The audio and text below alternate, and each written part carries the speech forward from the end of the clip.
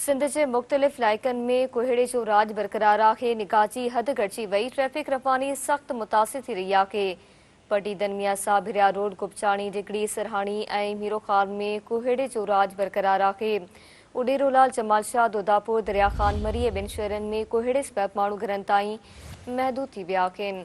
Motorway police तरफ़ां फोक lights इस्तेमालु करण ऐं गैर ज़रूरी सफ़र खां पासो करण जूं हिदायतूं जारी करे छॾियूं आहिनि।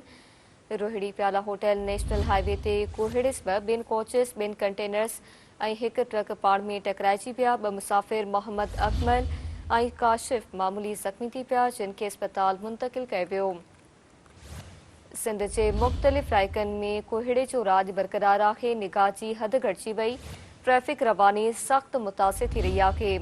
पटीदन मियां साहिबिया रोड, गुपचाणी, डिगड़ी, सरहाणी ऐं मीरो ख़ान में कोहीड़े जो राॼ बरक़रार आहे। उडेरोलाल, जमाल शाह, दोदापुर, दरिया ख़ान मरी ऐं ॿिनि शहरनि में कोहीड़े सबबि माण्हू घरनि ताईं महदूद थी विया आहिनि।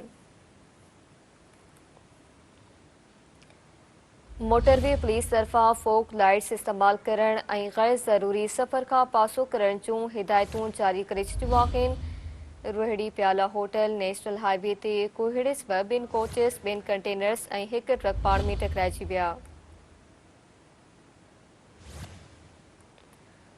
अवां खे ॿुधायूं पिया त ॿ मुसाफ़िर मोहम्मद अकमल ऐं काशिफ मामूली ज़ख़्मी थिया, जिन खे अस्पताल मुंतक़िल कयो वियो।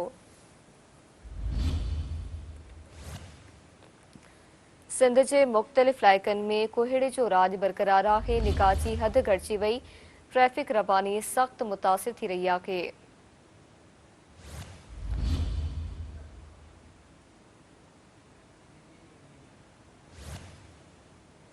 पटीदन मियां साहिबिया रोड, गुपचाणी, डिगड़ी, सरहाणी ऐं मीरो ख़ान में कोहीड़े जो राॼ बरक़रार आहे।